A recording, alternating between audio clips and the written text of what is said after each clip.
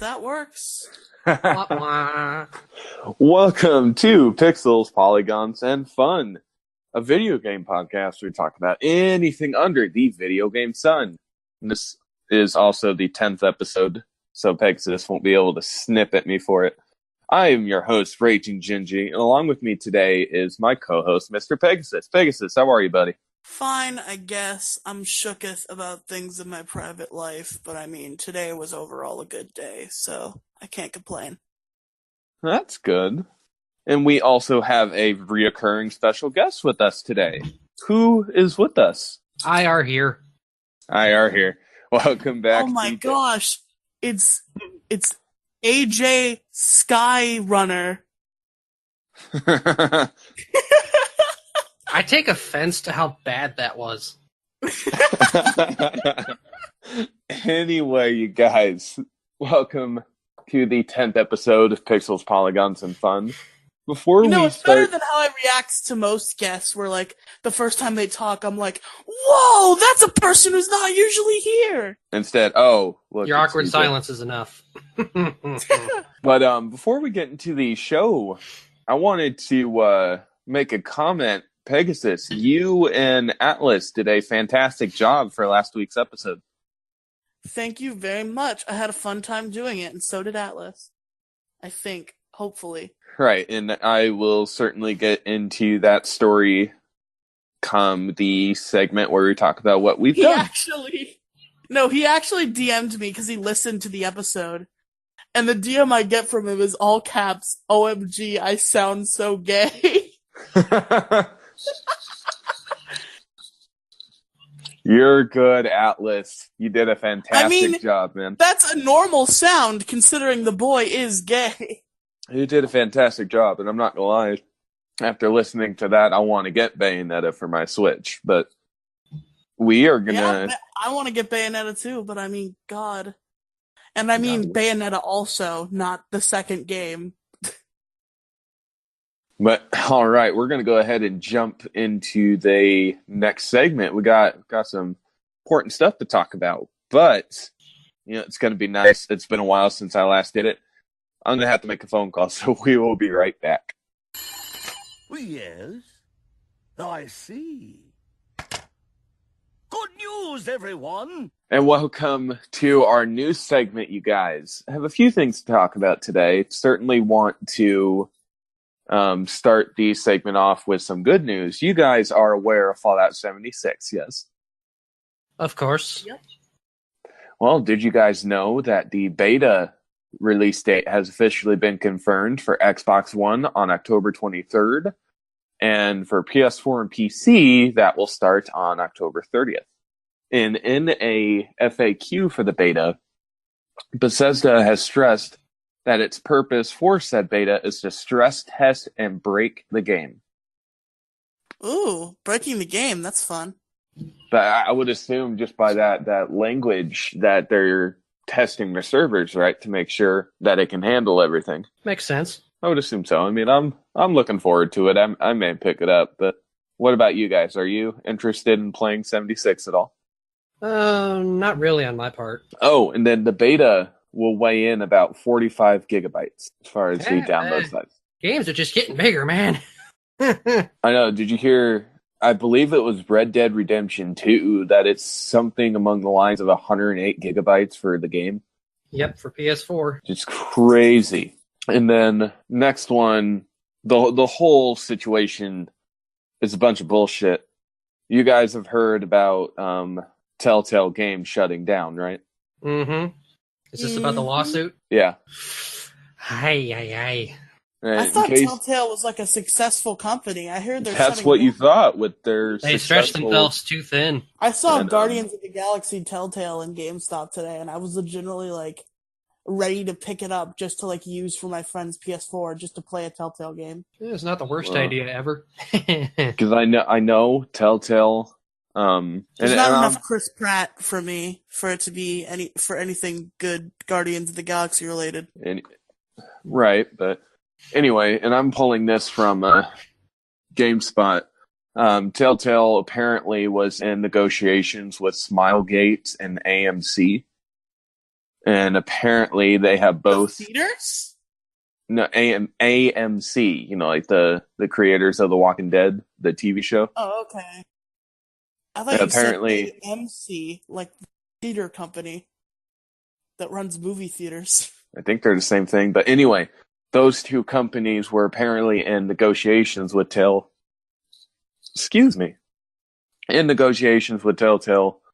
on Thursday, just hours before that said eventful Friday. We don't know why they backed out, but on September 21st, Telltale held a meeting where informed more than their 200 developers that they were losing their jobs right then and there, according to Variety. Employees were given, and I find this to be so bullshit and asinine. According to Variety, employees were given paper paychecks for pay throughout the end of the day. Then they were reportedly instructed to leave the building within 30 minutes. And then they were allowed back in on the following Monday for a period of 3 hours to gather their personal belongings. What? Why'd they have to leave the building? I don't know. And then, of course, a former Telltale employee is bringing a class action lawsuit against Telltale, saying that they have violated work laws and. Well, yeah, they weren't even given severance. Yeah, you're damn no right severance. They had medical coverage for a week, some crazy shit like that, and they even pulled the Walking Dead final season off of the market. You can't buy it anymore. Are they going to pull all Telltale games off of digital marketplaces? Is that I don't know. What do you guys think of this whole situation? I think Telltale as a company was badly handled. This Honestly, stuff never should have happened. They must be pretty bad as marketing because I didn't know Guardians of the Galaxy Telltale was a thing until I saw it in GameStop today. Wow. I knew about it, but that was just from YouTubers who played only the first episode. Well, our hearts go out to everyone who has been personally affected by this terrible situation. As crappy as they handled the employment situation, I still feel bad for the company at large. Like, a company shutting down is hard. Right. Layoffs aren't ever easy to deal with. On the upside, almost every game company threw out job applications to those people who were cut loose. Oh, that's nice. Wow.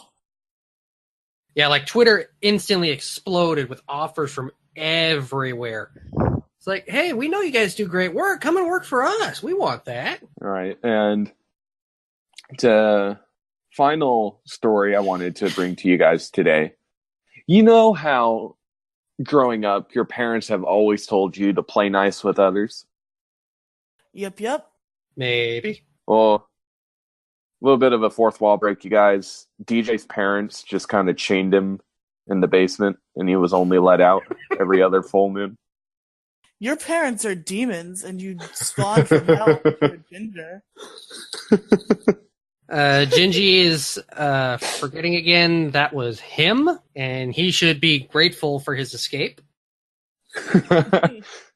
I've existed for so long, I don't know what is going on anymore. But anyway, PlayStation 4 finally has crossplay and cross progression with Nintendo Switch, Xbox One, everybody. PC, You know what's funny? mobile. Though currently it is only on Fortnite, correct? Yeah, it's only on Fortnite, but they said they were going to open, and I'm pulling this from Eurogamer, that SIE boss John Codera announced the news in a blog post today. And here is his statement, quote, "Following a comprehensive evaluation process, SIE has identified a path towards supporting cross-platform features for select third-party content. We recognize that PS4 players have been eagerly awaiting an update, and we appreciate the community's continued patience as we have navigated through the issues to find a solution. The first step will be an open beta beginning today for Fortnite that will allow cross-platform gameplay progression and commerce across PS4, Android, iOS, Nintendo Switch, Xbox One, Microsoft Windows, and Mac operating systems. We see the beta as an opportunity to conduct thorough testing that ensures cross-platform play is best on PlayStation while being mindful about the user experience from both a technical and social perspective. End quote. So I want to pick your guys' brain a little bit. What do you think about all this? So I imagine the end game here is goes beyond Fortnite. I imagine eventually we're gonna get Minecraft and maybe Overwatch. I think it's a step in the right direction. Right. You know, this reminds me of a couple things. First of all, how little people in my age group appreciate Nintendo. Because I hear people being like, "Oh, now your PS4 can play with Xbox," and I'm like, "Did they open it up for Nintendo Switch too?" And they're like, "I don't know." And another thing, can I go on a Nintendo rant for a quick second? Go for it. Gingy let me in on a little secret today. That Fortnite Switch has built-in voice chat. I thought the Switch was completely incapable of this, and that was why there wasn't built-in voice chat. It's purely because of Epic, that they're the ones who... Well, yeah, but the fact that the Switch is capable of voice chat makes the whole mobile app thing stupid. So now I'm pissed, now that I know that that's a thing you can do in Fortnite. The worst game ever, but not in any of the good games. Right. Your thoughts, CJ? Ever, but on what exactly? His rant or what? the whole situation with PlayStation now being cross-platform. It was inevitable, honestly. With how connected everyone's gotten, it was only a matter of time before third-party games that are on all consoles would have connected online play. Right. Because even before this, the only reason people got certain consoles was exclusives. That is the only reason to get a console in today's day and age. I mean, PS4 has it made now with Spider-Man. Oh, yes, they do. Beautiful game. To be honest, I kind of want a PS4 now, a little more than I want a Switch, because of Spider-Man. Although, going back to our first article with Fallout 76, they came out that saying even though Sony is going to be allowing crossplay, they will not implement crossplay for Fallout 76. Yes, I also read that as well. But one last quick question on this topic. Since they opened up cross-platform with Fortnite, what do you guys think is the next? Because the key word that stuck out to me in this sentence is cross-platform features for select third-party content. What third-party game do you guys see that could potentially be the next one to Minecraft? Fair enough. I was thinking since that was the ad. Microsoft and Nintendo went with their Minecraft thing. That was like a straight up attack on Sony for that. Yeah, that was before Nintendo had Fortnite, though. I don't think they had announced Fortnite Switch at the point they released that commercial. Right. Oh, and then after that, I would say Rocket League. All right, Pegasus. Do you have any news for us? No, not that I could think of. Mr. DJ, do you have any news you would like to tell our wonderful listeners? Oh, let me do a quick run. Let me do a quick look here, see if there's anything of interest. Oh, have you guys spoken about the PlayStation Classic? Oh, we did that last episode. Okay. I haven't kept up with everything, so figured might as well cover what's there. Of Fortnite Season 6 started fairly recently. Oh, that's right, it did. And then they got in trouble. What? Oh, are you talking about the whole chess bouncy thing? Yeah, the emote. That was a thing. Some weird ass emote that people Jiggle didn't physics. Now Oh my Pegasus God. is going to be lost to Google Images, ladies and gentlemen. I have Dead or Alive Extreme for that. I don't need Fortnite. But I don't see anything else in gaming news at the moment.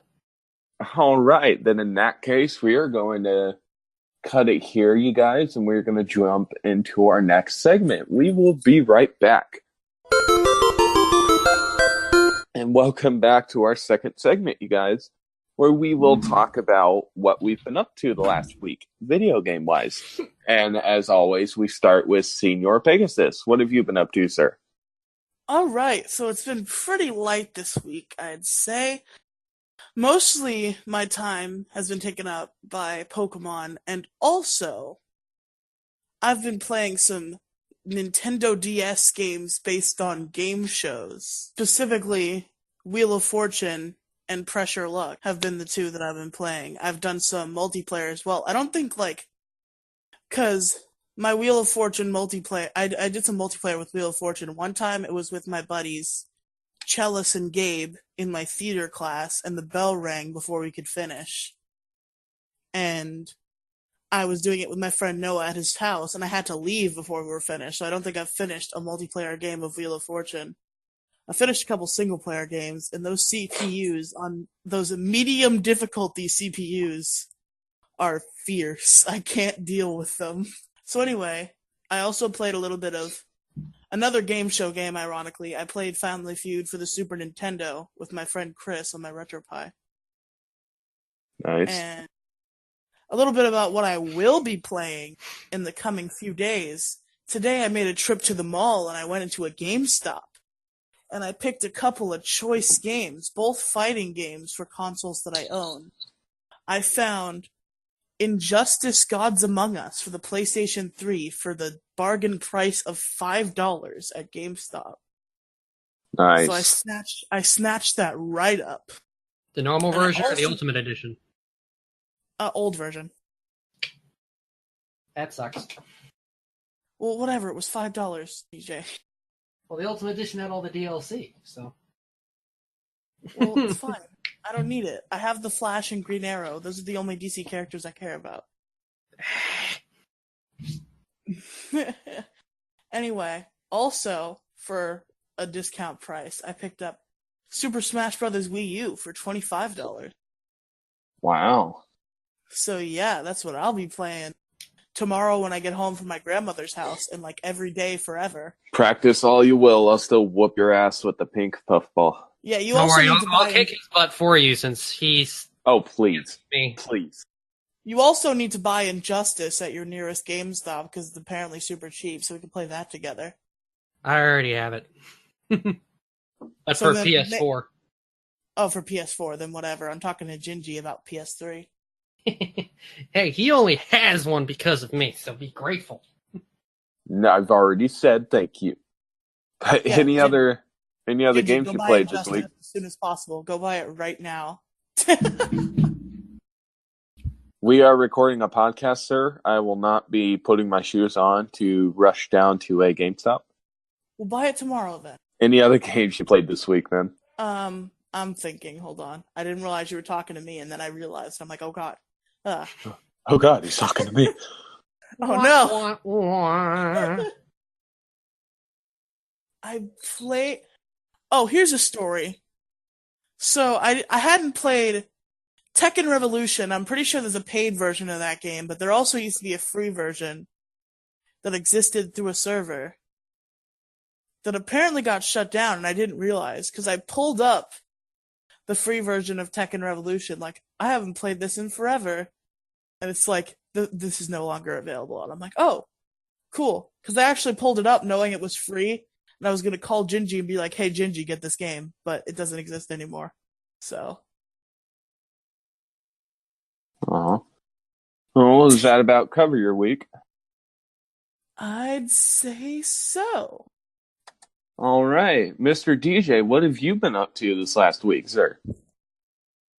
Well, On mobile games, I've been doing Dokkan, of course, and I've actually gotten myself back into Yu-Gi-Oh! Duel Links a little bit more. I just managed to get you Bell before the event ended, so I'm glad for that. Oh crap! I forgot about you, Bell. Damn it! Yo, that's that demon chick from Yu-Gi-Oh! GX. Yeah, and the game unfortunately followed the English dub, where they cut out the very last season of GX and are now starting 5Ds. So I'm kind of disappointed in the game. How are they going to do synchros? It's already in it. Synchros are already in the game. Oh damn! They made Now it. the Links. I signed in, and they immediately gave me a Junk Warrior. What about Stardust? He has a pack that you can purchase. The GX iteration of the Yusei GX doesn't even iteration- start with Stardust, so Wow. he has to earn Stardust back. But yeah, so the 5Ds world is in there now. DJ All is right, totally I know I'm going to be not playing. Not interrupting. And console-wise, I've been getting myself back into Kingdom Hearts 2. Hold on. Can I say something about Yu-Gi-Oh! Duel Links? For God's Sure. sakes. I wish I had picked it up, like, a while ago, because GX is, like, my favorite iteration of, like, Yu-Gi-Oh! As a game. You can still do GX, Pegasus. Oh, do they have, like, the different rule sets? Yeah, you have different worlds you transition to. I'll probably get Duel Links then and do There's a some world GX. for the original, then there's the GX world, and then there's the 5Ds world. Then once I get a device, which I will be getting in like December, as far as Gingy has told me, I'll be grabbing Duel Links and spending a lot of time in the GX world. I just believe you have to reach a certain level in the original world to get to it. God darn it! Well, whatever. That's the. It gives you a chance to get the cards and stuff. I guess you're Well, right. Yeah, like I said, on console, I've been doing a lot of Kingdom Hearts 2, getting through it, trying to get myself prepped for January. Yeah. And I actually saw yesterday there was a little bit of Kingdom Hearts 3 news that dropped. The opening song for Kingdom Hearts 3, we all know Utada Hikaru, who does the openings for Kingdom Hearts, is amazing. Right. But for Kingdom Hearts 3, it's actually going to be a collaboration with Utada and a Kingdom Hearts fan who is actually very well known. The Kingdom Hearts 3 opening song is a collaboration by Utada Hikaru and Skrillex. Oh, damn. Yep. That is the opening song for Kingdom Hearts 3.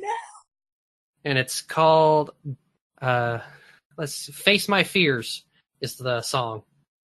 Wow. Wow. Well, wow. Anything else you played this week, DJ? Just some more Spider-Man. PS4. Fair Stop enough. having games that are good and me not having them. I have 2 drawers full of games. I have plenty to do. Actually, 3 drawers. Make that. Well, like I always say, DJ, 4. if you ever need to clear out a little bit of space, you know I have a lovely spot for them. You don't have the systems to play them. I know I don't.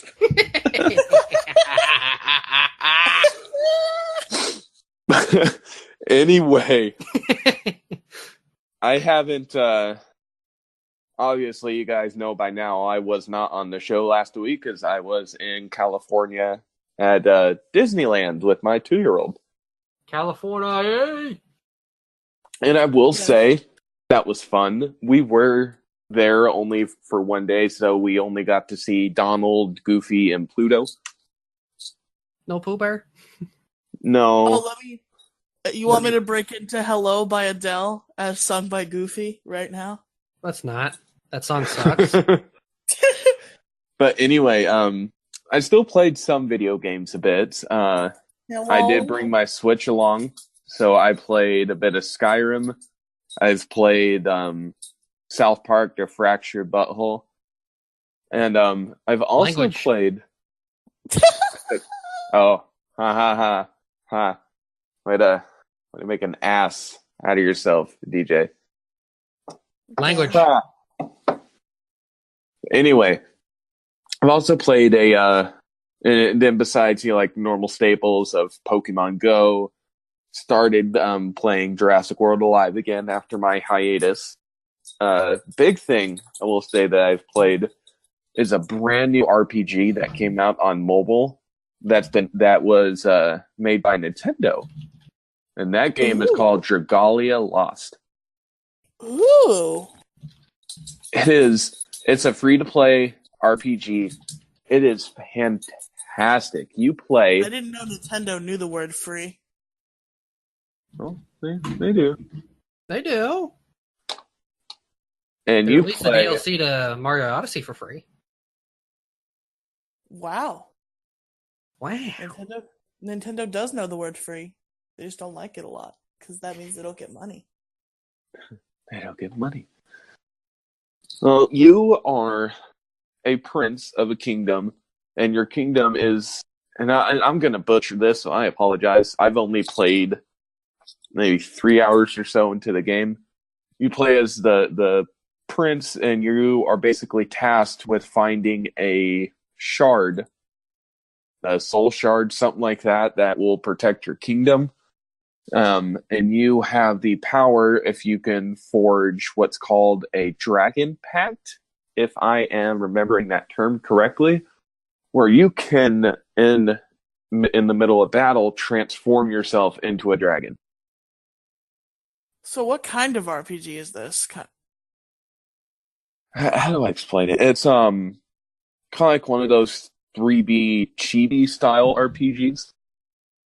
Yeah, but I'm saying, you can is it hold turn-based? Is it tactical? No, is it active? I would say it's active because when you're holding the phone to play the game, you're dragging your finger to move the character in the direction that you're pointing, and then you're tapping the screen to attack. Oh, okay. Then that makes sense. Then if you said it was a tactical RPG, I was about to be like, it's a game that takes place in a kingdom. The tactical RPG. Why not just make Pokemon Conquest 2? Please, hear our prayers. But anyway, let's not say we did. But gameplay wise, it is a stunning game. I love the music, and it's even voice acted. People totally DMing, trying to. But yeah, Dragalia Lost is a fantastic game. Go play it, you guys. It's free. It's out now. Go play it. And then the other game last game I played this week is quite possibly the most important game of everyone's life if you enjoy bacon. Is I have played the bacon game. And you guys may be thinking, what is the bacon game? I'll explain it to you. It is a physics game where you are holding a frying pan and you have to try to throw the piece of bacon from the frying pan onto whatever objective is in front of you. That's it. That's all you do, is you just fling the bacon, and the bacon has to land on the object, and it's beautiful. That's the only thing I can say about this game. Because physics-wise, it works out perfectly. I would say graphics, and then a few things that I will say I love about this game. I mean, besides that, it's bacon. I mean, who doesn't love bacon? But when the piece of bacon is on your frying pan, you hear the sizzling. That the bacon is actually on the frying pan itself, which I find to be really cool. And then when you beat a stage, every time when you beat it, you hear this classical singing music in the background. It's a way of life. You and your bacon. I love my bacon. You can't even afford bacon. Watch me. You can't even afford bacon, let alone cook it. I'll be buried in a bacon casket. I don't think anyone will be willing to carry your casket. They'll probably eat it. But that about covers grave robbers to eat the bacon. But that about Oh, you know what? No. Quick little What? thing I thought you No. guys would like to know.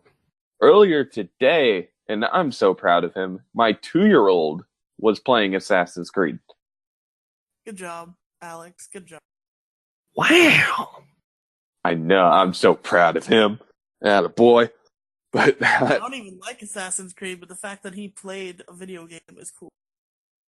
I'm insanely proud of him. But that about covers my week. So, with that being aside, we're going to go ahead and jump into our final segment, you guys. We will be right back. And welcome to our final segment, where we will talk about anything under the video game sun. DJ, we had you on a few other episodes before. Am I not right, sir? Was I? Maybe. No.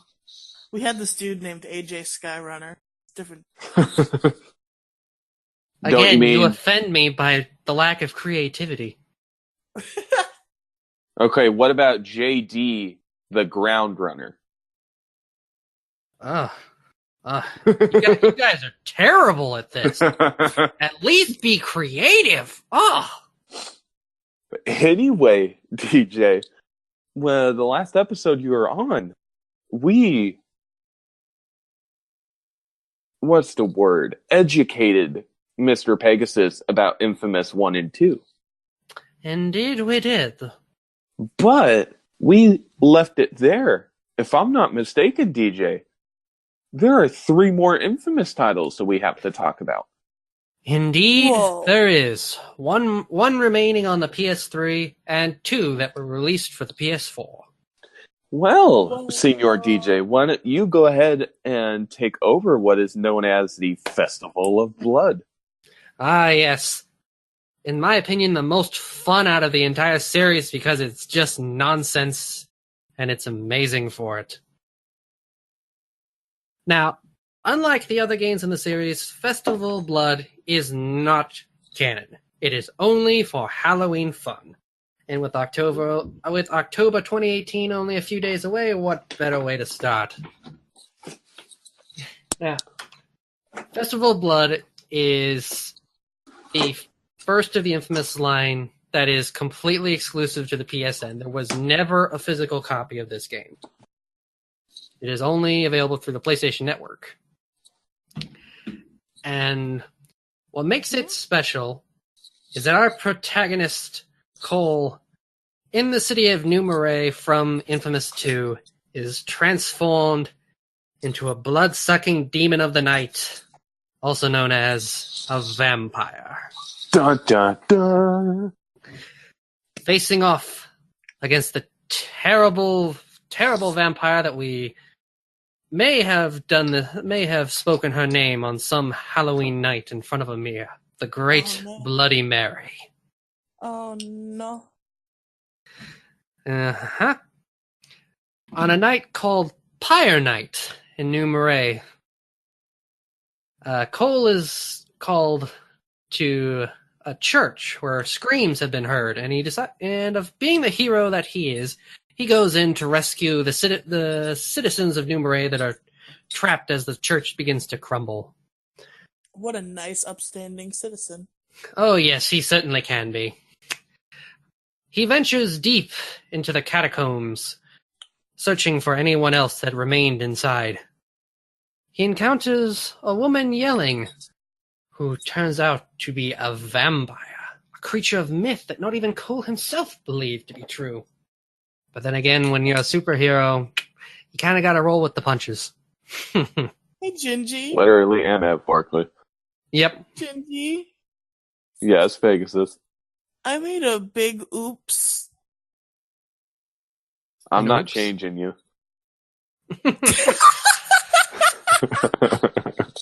I already deal enough from the 2-year-old. Continuing forward, the vampire is able to subdue Cole, cuffing him and dragging him to a tomb that had been hidden deep underneath the church. And he wakes up being on top of a corpse. Ugh. One of the vampires opens up a vein from Cole's neck and drips his blood upon the corpse, awakening it using his conduit powers, reviving Bloody Mary back into the modern world. Conduit In his blood subdued state, everything. In his subdued and weakened state, Bloody Mary bites Cole's neck, drinking his blood and transforming our hero into a vampire, while her own youth and powers are fully restored, perhaps even greater than before. Spoops. With Cole's weapon mysteriously taken by the vampires, he is forced to create one using wood and a gravestone to forge what would it be called? A giant stake. The perfect weapon against vampires. I mean, it would be, yes. Able to use this new weapon to take down the vampires that blocks his exit. As he comes out, he realizes that he and Mary are now linked. She is able to telepathically speak into his mind, trying to draw him into her horde, to become another vampire by her side. Hey, Gingy. Yes. So it's an inFamous soul link? Ha! She also reveals to him that the vampire curse has another problem for him. That if he does not undo the curse by dawn, he will forever be a vampire, and he will lose his mind to her control. However, in his weakened state, he is forced to drink from the blood of the living, attacking civilians in the dark. Oh no! Cole, no! At the same time, he must fight the other vampires that have not been infected that are now infecting the city. Cole, do what the chick from My Babysitter's a Vampire does. Just drink rat blood. You'll be fine. Well, he needs this blood to remain at full power, to be able to take down Bloody Mary and undo the curse. Now, he must travel forward through the night and be able to stop Bloody Mary once and for all by finding a mystical weapon known as the Barbed Cross. I've been speaking for a while. Let's see if Gingy can recall this game. Hold on a second. I just made a reference to My Babysitter's a Vampire, which was I feel relevant for 5 seconds in 2010, and has never been relevant since, and never will be. It was a Canadian show. Yeah. They're never relevant. Gingy, would you mind continuing for me? I could, but am I capable of it? Well, considering you have no soul, you fit right in with the vampires. Oh, ha, ha, ha. After we have found out about the Barbed Cross, Cole goes to Ignatius? I believe it is Ignatius. Ignatius. We go to his grave to retrieve the weapon, but Cole finds that vampires have already claimed it. Using his finely tuned vampire senses, Cole is able to identify the vampire who stole it, but he does not have it either. Desperate, Cole heads towards Bloody Mary's tomb, believing it has to be there. But he discovers a plot by the vampires to set fire to the surface of New Beret with white phosphorus bombs, as well as mementos kept by Bloody Mary detailing her past. I thought you said Mentos, and I'm like, are they going to blow the town up with Mentos and Diet Coke? And according to the mementos, Pegasus, Mary was once a governess to a wealthy family until she contracted a fatal case of smallpox. Her admirer, a vampire named Marco, turned her to save her life, and the two went to Europe to start new lives. One night, they were ambushed by Ignatius, and Marco was killed. Cursing Mary to remain a vampire for all eternity. Enraged, Mary established her own clan and traveled to New Marais, where she terrorized the inhabitants until Ignatius captured her and she was burnt alive. So what you're saying is Bloody Mary is rich. She was. Mary, you can bite my neck anytime. But Oh dear. We don't need kinks on this show, good sir. Try to keep it PG. But what happens next? This is a good Christian podcast, thank you. What the ginger soulless abomination as a host. I'm so tempted to make a joke, but it's a joke that I am no longer allowing myself to make. So I'm just going to move on from it. But what happens next, DJ? Well, with Zeke by his side, Cole's good friend and his only companion who knows of this curse at the moment, they realize the power of the cross, and they set out once again to find it. Upon locating it, the two storm the church, Cole holding off Mary and her forces, while Zeke plants the bombs that were stolen earlier. As the morning sun begins to rise. Festival of Blood? This is going on a long time. We're about done. Yes, we are. We are right at the climax.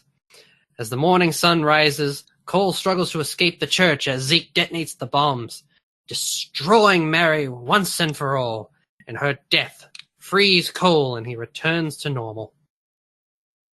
Yay. That is the end of Festival of Blood. So what's the gameplay of Festival of Blood like? I'm very curious. It is very similar, but you have certain vampire abilities, such as Vampire Sense, where you can detect hidden vampires.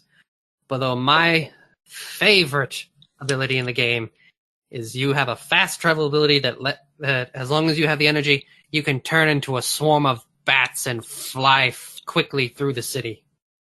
So basically, it's the infamous holiday special, Halloween. Essentially. Can we get an infamous game where Cole has to deliver gifts for Santa Claus? Oh, we can't, God. He's dead.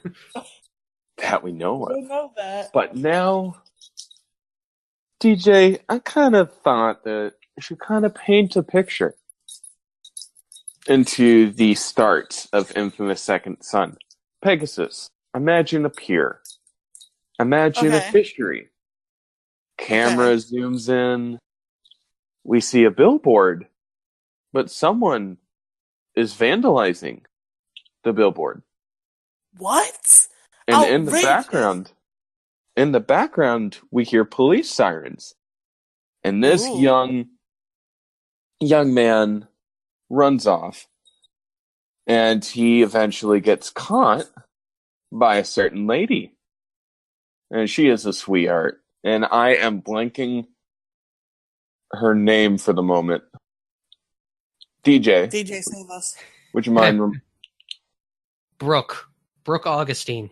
No, not her. I'm talking about the old Indian lady. I want to say Betsy? Oh, let me take a quick look to refresh my memory. I want to say Betsy, because it's been a hot minute since I last played Second Son. It has been for me as well.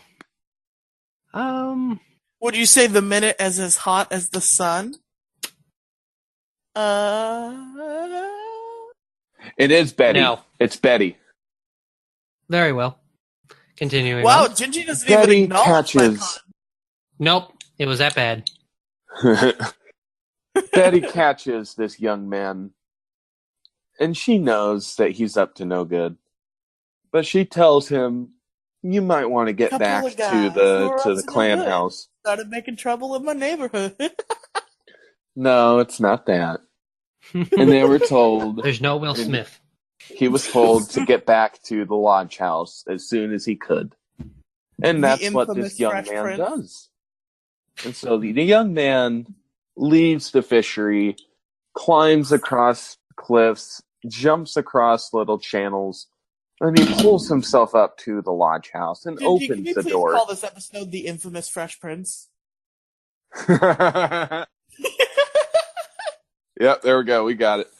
But as this young man, whom I haven't even told you his name is Delson Rowe, is the name of this young man. And he opens the door of the lodge house. Drop the Fresh Prince for now, Pegasus, and just listen. He opens the door to the lodge house. DJ, what happens then?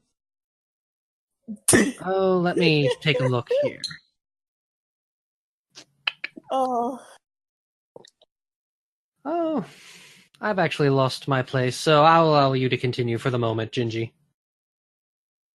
Well, turns out, as soon as he opened the lodge house door, Delson's older brother, Reggie, catches him.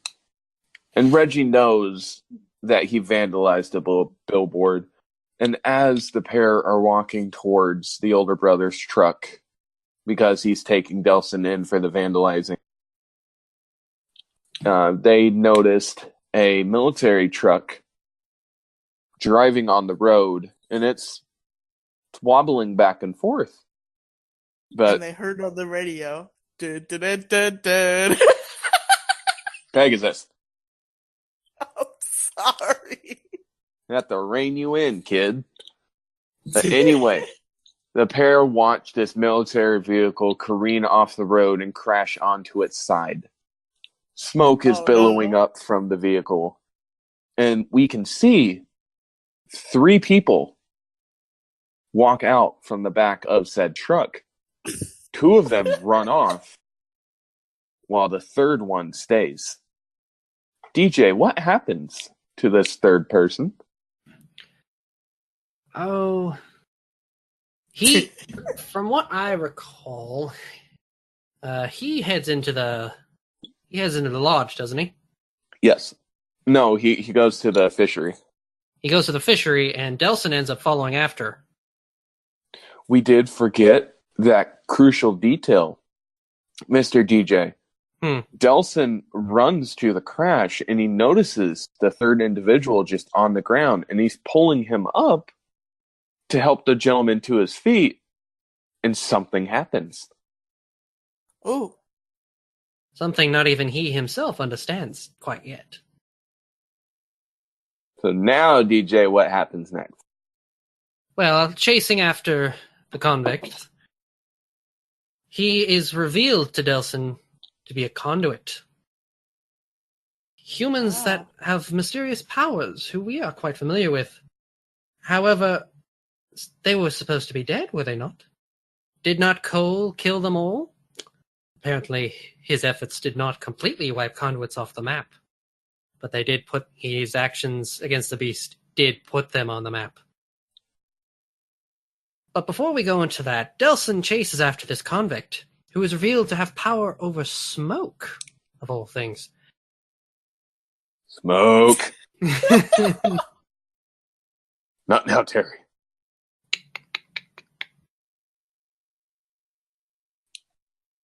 But as Delson chases him, it is revealed that he himself now has powers to control smoke as well.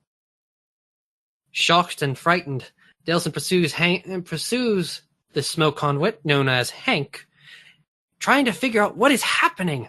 Why does he have these powers? Oh, wait, I forgot my whole infamous shtick. I have to name that conduit. Let's call him Smoke Bomb. There you go. All right. He's chasing Smoke Bomb. Yes. However, they both get cornered by a strange woman named Brooke Augustine. In which I will forever, sorry to interrupt you, DJ, with Augustine, I will forever say, fuck that bitch. Leave it language. That. I know. But before the two can respond to this woman, she encases Hank in concrete. She herself is a conduit as well. She working is for the military. The solid woman. There you go. She begins questioning Delson, as she did not see him use his powers, but she suspects that he's hiding something. Now this is where the player choice begins. Delson can choose either to tell Augustine the truth that he is now experiencing powers, or he can hide them. Regardless, Augustine knocks him the F out, and then we'll start to question his tribe. Now, before Delson reawakens, let us set the world stage. As mentioned before, conduits were not quite as wiped out as Cole McGrath's sacrifice implied. It has been 7 years since that day with the beast, and conduits in America are now all immediately biological terrorists. No matter who they are, if you are a conduit, by the U.S. government, you are a biological terrorist. The U.S. government. And are all placed in a special prison right outside of Seattle, of all places. So what you're saying is that people with superpowers are placed to a special prison. Indeed they are. The Flash the game? Question mark? Not really. Because that one has vigilantes. The Flash is a vigilante. Antagonist, Miss Augustine, quite directly works for the government as the head of the force designed to take down conduits. Yes. Now, Gingy, what happens when Delsin awakens? Delsin awakens a week later and discovers that evil witch had tortured the rest of the tribe in a very unsuccessful bid to gain information. Wow. However, she has left them a very nasty gift. That's not very where fresh. They gradually die from concrete shards that are buried into their bones, including their leader, poor old woman Betsy, who only tried to protect Betty, who only tried to protect Delsin. Reggie, who is Delsin's older brother, was spared from the torture, learns that the only way that they can remove the concrete shards is to use Augustine's power. Extremely important question. Yes. What does Brooke look like? I will send you an image. Okay, good.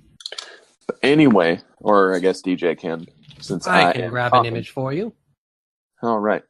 Reggie, who is Delsin's older brother, learns that the only way that they can cure the tribe of this concrete illness is to use Augustine's power on them. And we both know at this point, Pegasus, that Augustine is not willingly going to come back and save everyone. But as we have seen earlier, Delsin absorbed the powers from Hank, or Smoke Bomb, as you like to affectionately call him. And he reasoned, if he touched him and gained powers, what's to stop him from gaining her powers? And so with that, the pair head off to Seattle. Now, Mr. DJ, what happens next, sir? Well, he looks like a man. Careful, you get put in concrete for that. Oh, no.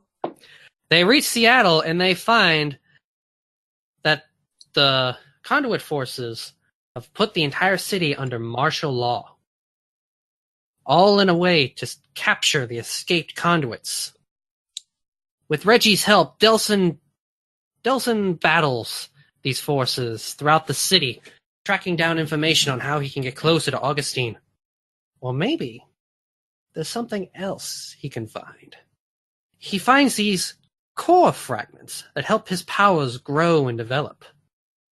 And as he makes his way through the city, hiding from these forces, he comes across the other two escaped conduits.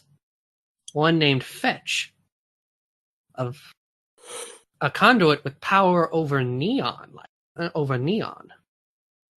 And Eugene, one who has, I believe it is referred to as cyber abilities. He can create, think virtual reality coming to life. He is and virtual. Delsin is able to take their power, be able to merge their powers into him as well, giving him power over smoke, there you go. neon, and cyber. Stealing the powers. Thankfully, Fetch and Eugene agree to assist him, as Delsin's ability does not actually steal it from them, as other powers we've known in other media have done. Simple copy.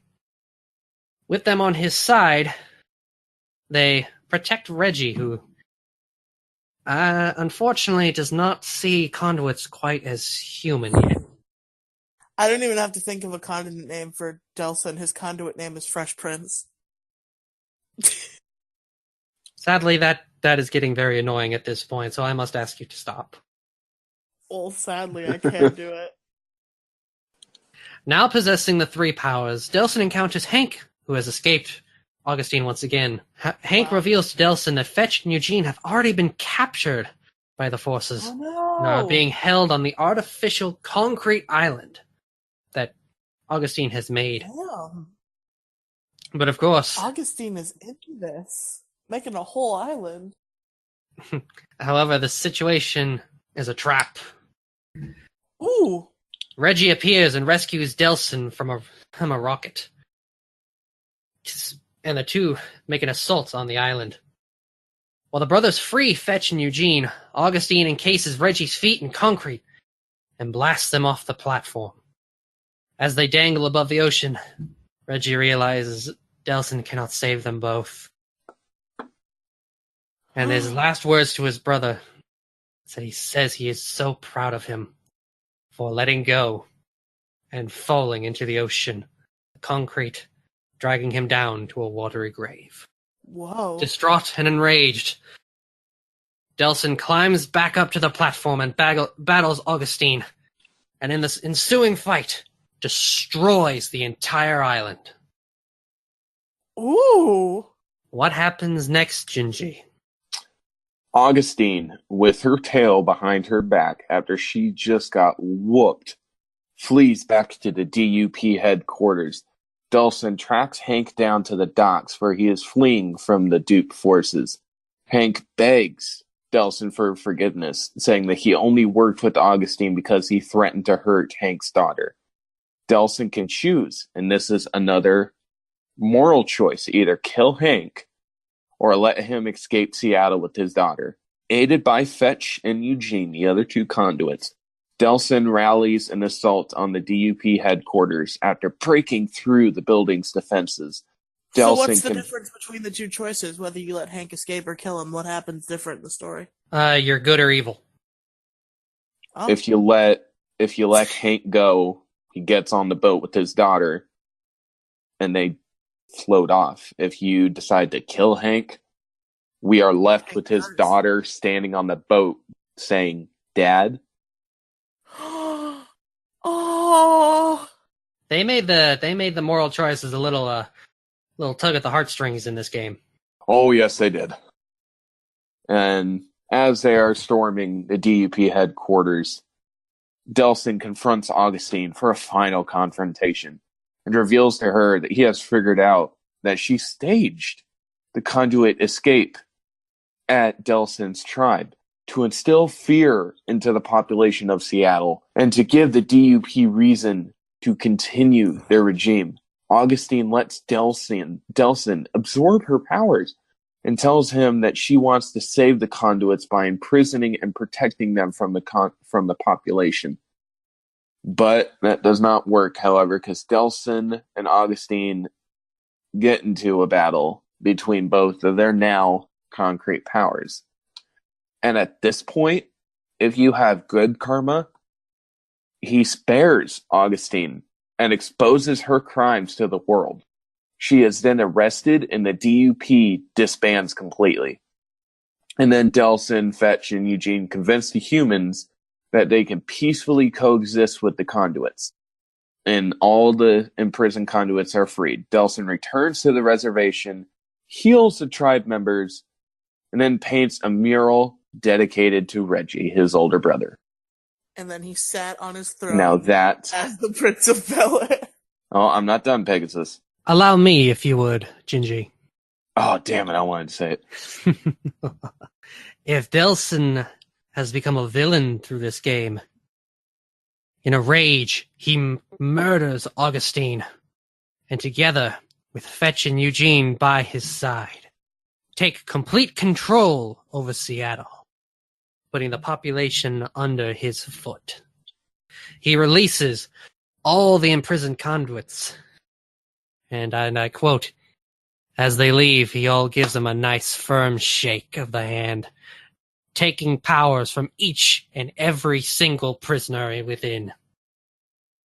Upon returning to the reservation, Delson is met by a wheelchair-bound Betty, who banishes from the tribe for his horrible deeds in Seattle. Shocked and angered by being turned away from the only family he ever knew, Delson leaps into the air and performs a deadly strike upon the reservation, obliterating it. Damn. And from there, Delson returns to Seattle, his conquered home. And then sits on his throne as the prince. All right. But that was not the last entry that we have in the inFamous series. Gameplay-wise, with Second Son, plays essentially the same as inFamous 1 and 2 Pegasus. However, the difference, since we have access to four conduit powers all across the map, you can see different colors on your mini-map. And if you go to the conduit power source, so if I walk next to a neon light, for example, since we're going to be talking about First Light in a minute, if I absorb that neon light, all of my powers transition over to the neon powers. So he can only use each power one at a time. Yeah, I remember the whole absorbing light to get power thing, because I did play a bit of First Light myself. However, I myself am running short on time, so I say we save First Light for another time. Ooh. Make it a part 3. To suit the main games. We can certainly do that. I mean, that is quite unexpected, but you know what? That is perfectly okay. We will certainly compensate you guys next time. And that is it. I just want to say, for a licensed game, Fresh Prince Second Son sounds pretty good. All right. So upon our final installation, we will speak on First Light, and then we will discuss inFamous as an entire series. How does that sound? That works with me. But since we had just covered Festival of Blood and Second Son, Pegasus, what are your opinions? Festival of Blood sounds cool. Vampires are. And Second Son sounds awesome. Delson sounds awesome. He is the best. He is the Fresh Prince. Oh, dear God. You got that all of one line, he said. And it kind of stopped being funny after the first one. All right. That covers our topic for this episode, you guys. DJ, Pegasus, where can our wonderful listeners find you? Well, you can find me on Twitter, HegaFisTheGame1. You can find me on the community Discord, which is where I'm probably the most active on Discord. I'm on a couple other podcasts, first of which, Ghost of Gaming Future, which can be found on the YouTube channel Ghost of Gaming Future. And another one that isn't quite out yet, that Gingy is also on, called Pokemon Variety Hour. So look out for that. And that's it for now. Cowabunga Cast is kind of going through some speed bumps, if you wanted an update on that. So that might be coming at some point. DJ, where can our wonderful listeners find you, sir? At this current time, you can find me on Twitter at SkywalkerMLP. And I have a YouTube in the works, and I will keep you up to date upon that when I finally get around to it. All right. Are you getting close to be able to finally release it? Spoilers. God damn it. Ha ha ha ha. Hate it when you do that.